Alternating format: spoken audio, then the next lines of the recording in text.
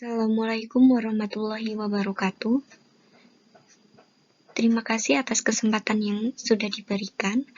Kami dari kelompok 1 mata kuliah Perilaku Organisasi ingin menyampaikan hasil diskusi kami dengan topik apakah perilaku organisasi itu? Sebelum membahas materi pada kali ini, perkenalkan dulu nama saya Elisa Sepiani dengan NPM 2001010165. Adapun anggota saya yaitu Lailatul Hasanah dengan NPM 2001010141 dan juga Muhammad Zaki Mumtaza dengan NPM 2001010173.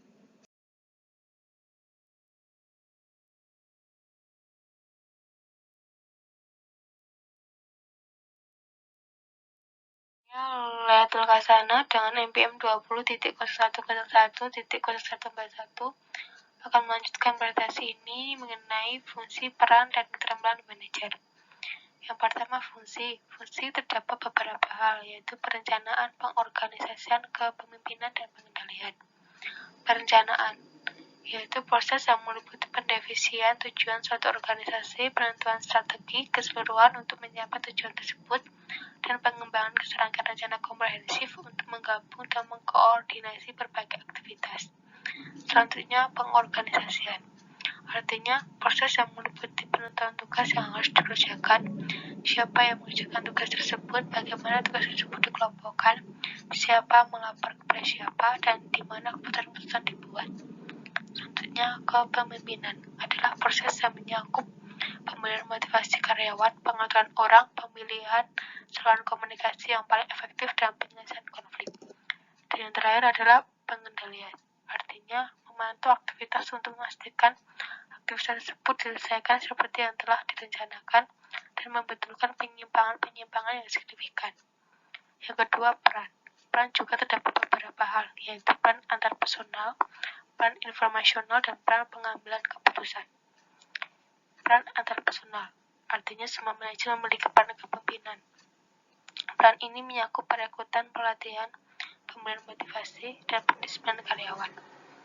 Peran ketiga dalam pengelompokan antar personal adalah peran penghubung. Menurut Mr. Beck, mendeskripsikan aktivitas ini sebagai hubungan dengan individu luar yang memberikan informasi kepada manajer tersebut. Individu luar tersebut mungkin adalah individu atau kelompok di dalam atau di luar organisasi, misalnya seperti manajer penjualan yang mendapatkan informasi dari manajer pengendalian kualitas dari perusahaannya sendiri, mempunyai kerjasama hubungan internal. Nah, ketika manajer penjualan tersebut berhubungan dengan eksekutif penjualan lain melalui sebuah asosiasi perdagangan pemasaran, ia mempunyai suatu kerjasama hubungan eksternal. Yang kedua adalah peran informasional. Semua manajer sampai pada tingkat tertentu mengumpulkan informasi dari organisasi-organisasi dan institusi luar. Biasanya mereka mendapatkan informasi dan membaca majalah dan berkomunikasi dengan individu lain untuk mempelajari perubahan selera masyarakat, apa yang mungkin direncanakan oleh para pesaing, dan semacamnya. Dan yang ketiga adalah peran pengambilan keputusan.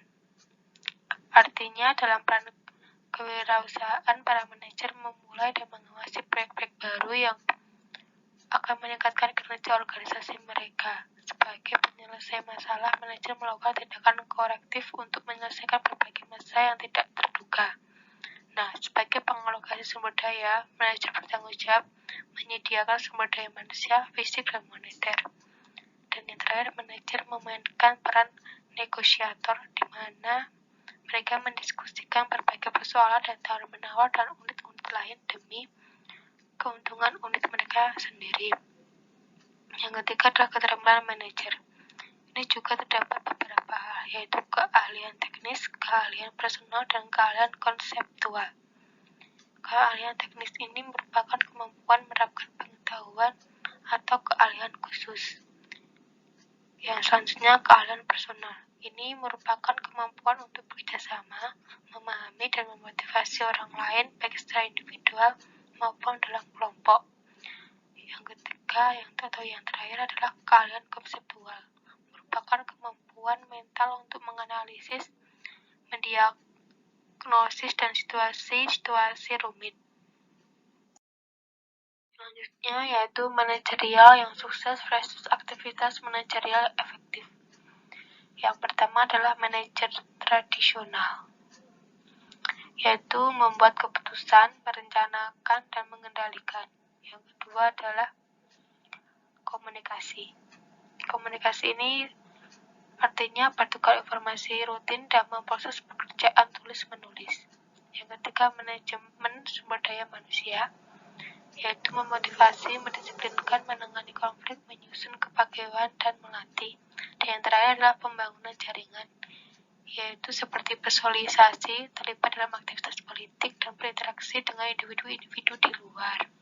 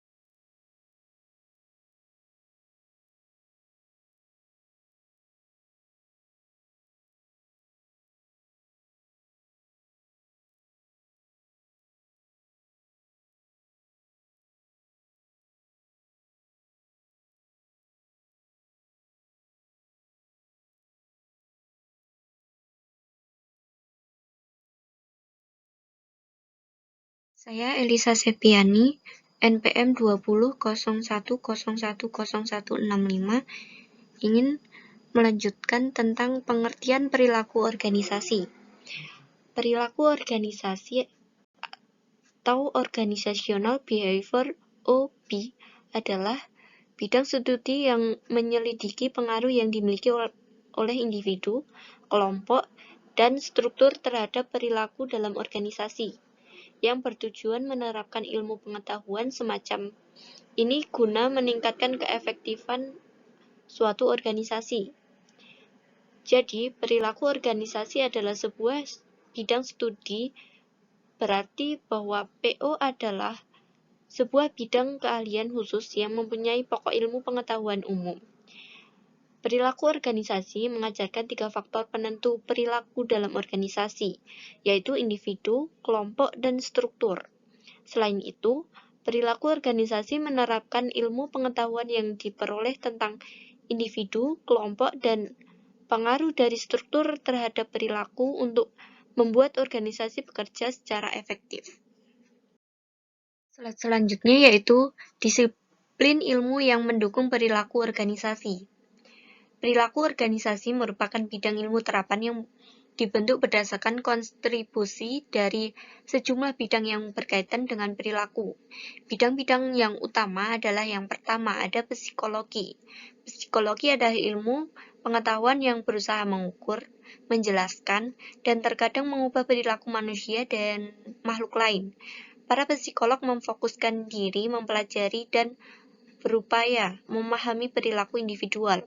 Mereka yang telah memberikan kontribusi dan terus menambah pengetahuan perilaku organisasi adalah teoretikus pengetahuan, teoretikus kepribadian, psikolog konseling, dan yang terpenting psikolog individu dan organisasi. Yang kedua ada psikologi sosial. Psikologi sosial memadukan konsep dari psikologi dan sosiologi. Meskipun pada umumnya dianggap sebagai cabang dari psikologi, psikologi sosial berfokus pada pengaruh seseorang terhadap individu lainnya. Bidang utama yang banyak diteliti oleh psikologi sosial adalah perubahan cara menerapkannya dan cara mengurangi hambatan terhadap penerimaannya.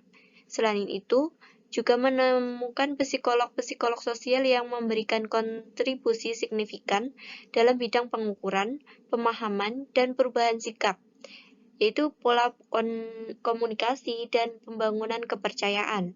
Akhirnya, para psikologi sosial telah memberikan kontribusi yang penting terhadap studi tentang perilaku, kekuatan, dan konflik kelompok. Yang ketiga ada sosiologi. Sementara psikologi berfokus pada individu dan sosiologi, mempelajari manusia dalam kaitannya dengan ilmu sosial dan kultur mereka, para psikolog telah memberikan kontribusi untuk perilaku organisasi melalui studi mereka mengenai perilaku kelompok dalam organisasi, terutama organisasi formal dan kompleks. Barangkali yang terpenting sosiologi telah memberikan kontribusi untuk penelitian dengan kultur organisasi, struktur, dan teori organisasi formal, teknologi organisasi, komunikasi, kekuatan, dan konflik. Yang terakhir ada antropologi. Antropologi adalah studi kemasyarakatan untuk mempelajari manusia dan aktivitas-aktivitas mereka. Sebagai contoh, kerja para antropolog dalam kultur dan lingkungan telah membantu kita memahami perbedaan dari nilai-nilai fundamental, sikap, dan perilaku di antara individu di negara dan dalam organisasi yang berbeda-beda. Nama saya Muhammad Zaki Mumtaza, NPM 20.01.01.0173. Di sini saya akan membacakan tantangan dan peluang untuk perilaku organisasi. Merespon globalisasi. Yang pertama, penugasan luar negeri yang meningkatkan. Yang kedua, bekerja dengan individu-individu dari kultur berbeda. Yang ketiga, menanggulangi reaksi anti-kapitalisme. Yang keempat, memantau perpindahan pekerjaan ke negara-negara yang mempunyai tenaga kerja berbiaya rendah. Yang kelima, mengatur individu selama perang melawan teror berlangsung. Mengelola keragaman angkatan kerja. Yang pertama, menerima keragaman. Yang kedua, perubahan pada demografis AS. Yang ketiga, implikasi. Meningkatkan kualitas dan produktivitas, merespon kurangnya tenaga kerja, meningkatkan layanan pelanggan, meningkatkan keahlian. Saya Walatul Kasana dengan NPM 20.01.01.0141 akan melanjutkan presentasi ini mengenai tantangan dan peluang untuk perilaku organisasi. Yang pertama, menstimulasi inovasi dan perubahan. Artinya, karyawan suatu organisasi bisa menjadi pendorong inovasi dan perubahan, atau sebaliknya, mereka menjadi batu penghalang. Tantangan bagi manajer adalah menstimulasi kreativitas dan daya tahan karyawan mereka terhadap perubahan. Nah, bidang perilaku organisasi memberikan banyak ide dan teknik untuk membantu merealisasikan tujuan-tujuan ini. Yang kedua, yaitu mengatasi kesementaraan. Manajer dan karyawan pada zaman sekarang harus belajar menghadapi kesementaraan. Mereka harus belajar hidup dengan fleksibilitas, spontanitas, dan ketidakpastian. Nah, perilaku organisasi bisa memberikan wawasan yang penting untuk membantu memahami dunia kerja dengan perubahan terus-menerus, dan juga cara mengatasi perlawanan terhadap perubahan, serta cara terbaik untuk menciptakan kultur organisasi yang tumbuh berdasarkan perubahan. Yang ketiga, bekerjasama dalam organisasi berjaringan. Komputerisasi internet dan kemampuan menghubungkan komputer dengan organisasi dan antar organisasi telah menciptakan sebuah tempat kerja yang berbeda untuk banyak karyawan organisasi berjaring. Organisasi ini memungkinkan individu untuk berkomunikasi dan bekerja sama meskipun memungkinkan terpisah jarak ribuan mil. Nah, organisasi ini juga memungkinkan individu untuk menjadi kontraktor independen yang bisa bekerja di rumah via komputer menuju tempat-tempat terjadi di seluruh negara dan berganti pemberi kerja ketika permintaan untuk jasa mereka berubah. Pembuatan program perangkat lunak, desainer grafis, analisis sistem, penulis teknis, foto, editor buku, dan perekam medis itu merupakan contoh pekerjaan yang dilakukan saat ini yang dilakukan di rumah atau lokasi-lokasi bukan kantor lainnya. Yang keempat adalah membantu karyawan menyeimbangkan konflik kehidupan pekerjaan. Artinya karyawan semakin menyadari bahwa pekerjaan telah mengesampingkan kehidupan pribadi mereka dan mereka tidak bahagia karenanya. Sebagai contoh, dalam survei yang baru-baru ini dilakukan menyatakan bahwa karyawan menginginkan pekerjaan yang memberi mereka fleksibilitas jadwal kerja sehingga mereka bisa mengatur konflik kehidupan pekerjaan dengan lebih baik. Namun pada kenyataannya, fakta menunjukkan bahwa saat ini permintaan penyimbangan kehidupan dan pekerjaan telah melampaui keamanan pekerjaan sebagai prioritas karyawan. Selain itu juga, generasi tenaga kerja mendatang mungkin sekali menunjukkan kekhawatiran yang sama. Mayoritas mahasiswa juga mengatakan bahwa penyampaian keseimbangan antara kehidupan pribadi dan pekerjaan merupakan tujuan karir yang utama. Mereka menginginkan kehidupan sekaligus pekerjaan. Dan yang terakhir adalah meningkatkan perilaku etis. Ini artinya manajer dan organisasi merespon masalah ini dengan sederhana. Mereka menulis dan mendistribusikan kode-kode etika untuk membimbing karyawan menyelesaikan dilema etika. Mereka juga memberikan seminar, lokarya, dan program pelatihan serupa untuk berusaha meningkatkan perilaku etis. Mereka juga menyediakan penasihat yang mudah dihubungi dalam banyak kasus tanpa diketahui namanya untuk membantu menghadapi persoalan-persoalan etis dan menciptakan mekanisme perlindungan untuk karyawan yang menyikap perbuatan-perbuatan tidak etis internal. Manajer saat ini harus menciptakan etis yang sehat untuk karyawannya sehingga karyawan bisa melakukan pekerjaan mereka dengan produktif dan menghadapi sedikit ambiguitas terkait apa yang mereka perilaku yang benar dan yang salah. Selanjutnya yaitu mengembangkan model perilaku organisasi, yakni tinjauan luas. Model adalah abstraksi kenyataan, gambaran sederhana dari beberapa fenomena nyata dunia. Menekan di toko retail adalah sebuah model. Demikian pula dengan rumus akuntan aset plus kewajiban sama dengan ekuitas pemilik. Dan tampilan 1-6 menunjukkan kerangka di mana akan membangun model PO. Maka dikemukakan ada 3 tingkatan analisis dalam PO dan ketika berpindah dari tingkat individual menuju tingkat sistem organisasi secara sistematis menambah pemahaman mengenai perilaku dalam organisasi. Saya Elisa Septiani, NPM 200165. Slide selanjutnya yaitu tentang variabel dependen. Variabel dependen adalah faktor utama yang jelaskan atau prediksikan dan dipengaruhi oleh beberapa faktor lain. Menurut sejarah, para sarjana cenderung menekankan yaitu yang pertama produktivitas. Suatu organisasi dikatakan produktif bila mencapai tujuan-tujuannya dan melakukannya dengan cara mengubah, memasukkan menjadi hasil dengan biaya serendah mungkin. Oleh karena itu, produktivitas mengimplikasikan sebuah persoalan untuk efektivitas maupun efisiensi. Yang kedua ada mangkir. Mangkir atau absentism didefinisikan sebagai ketidakhadiran di kantor tanpa izin. Mangkir merupakan kerugian dan gangguan yang sangat besar bagi para pemberi kerja. Selanjutnya ada perputaran karyawan. Perputaran karyawan atau employee turnover adalah pengunduran diri permanen secara sukarela maupun tidak sukarela dari suatu organisasi. Angka perputaran karyawan yang tinggi mengakibatkan bengkaknya biaya perekrutan, seleksi, dan pelatihan. Biaya-biaya tersebut lebih tinggi daripada yang dibayangkan. Selanjutnya ada perilaku menyimpang di tempat kerja. Dengan adanya kerugian dari sikap mangkir dan perputaran karyawan bagi para pemberi kerja, semakin banyak peneliti perilaku organisasi yang mempelajari perilaku-perilaku ini sebagai indikator atau penanda perilaku yang menyimpang. Kita dapat mendefinisikan perilaku menyimpang ini di tempat kerja sebagai perilaku sukarela yang melanggar norma-norma organisasi yang signifikan dan dengan demikian mengancam kesejahteraan dari anggota-anggotanya. Selanjutnya ada perilaku kewargaan organisasi. Perilaku kewargaan organisasi atau organizational citizenship behavior adalah perilaku pilihan yang tidak menjadi bagian dari kewajiban kerja formal seseorang karyawan, namun mendukung berfungsinya organisasi tersebut secara efektif.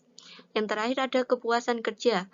Variabel dependen terakhir yang akan kita bahas adalah kepuasan kerja atau job specification, yaitu suatu perasaan positif tentang pekerjaan seseorang yang merupakan hasil dari evaluasi karakteristiknya. Slide selanjutnya yaitu tentang variabel independen. Variabel independen adalah sebab yang diperkirakan dari beberapa perubahan dalam variabel dependen, yaitu yang pertama ada variabel tingkat individual. Terdapat 4 variabel tingkat individual lainnya yang telah dibuktikan dapat mempengaruhi perilaku karyawan seperti persepsi, pembuatan keputusan individual, pembelajaran, dan motivasi. Yang kedua adalah variabel tingkat kelompok. Perilaku individu dalam kelompok lebih banyak daripada jumlah dari semua individu yang bertindak sesuai kehendak mereka. Kerumitan model kita meningkat ketika kita menyadari bahwa perilaku individu berada dalam kelompok berbeda dengan ketika mereka sendirian. Oleh karena itu, tahap berikutnya dalam pengembangan pemahaman perilaku organisasi adalah studi terhadap perilaku kelompok. Yang terakhir ada variabel tingkat sistem organisasi. Perilaku organisasi mencapai tingkat kecanggihan yang paling tinggi ketika menambah struktur formal ke dalam pengetahuan sebelumnya mengenai perilaku individual dan kelompok. Desain organisasi formal seperti kultur internal organisasi, kebijaksanaan, dan praktik sumber daya manusia organisasi seluruhnya memiliki pengaruh terhadap variabel dependen. Nama saya Muhammad Zaki Mumtaza, NPM 20.01.01.0173. Saya akan membacakan menuju model perilaku organisasi kontingensi. Model ini tidak secara eksplisit mengidentifikasikan banyaknya jumlah variabel kontingensi karena kerumitan luar biasa yang akan muncul dalam diagram serupa. Sebagai contoh, struktur organisasional terkait dengan kepemimpinan. Keterkaitan ini bermaksud untuk menyampaikan adanya hubungan antara wewenang dan kepemimpinan, menggunakan pengaruh terhadap perilaku kelompok maupun melakukan melalui kepemimpinan. Dengan cara yang sama, komunikasi adalah cara yang digunakan oleh individu untuk meneruskan informasi. Kesimpulannya, Perilaku organisasi merupakan sebuah ilmu terapan yang dibangun atas kontribusi sejumlah disiplin perilaku dan menginvestigasi dampak individu, kelompok, struktur. Sebuah organisasi juga menerapkan pengetahuan untuk membuat organisasi bekerja dengan lebih efektif.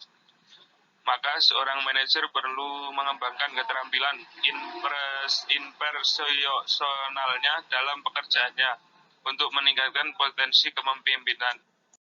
Berikut adalah referensi yang kita ambil, yaitu dari buku Stephen P. Robbins dan Timothy A. Judge dengan judul Perilaku Organisasi edisi 12. Sekian presentasi dari kelompok kami. Jika ada pertanyaan, bisa ditanyakan langsung waktu perkuliahan. Terima kasih. Wassalamualaikum warahmatullahi wabarakatuh.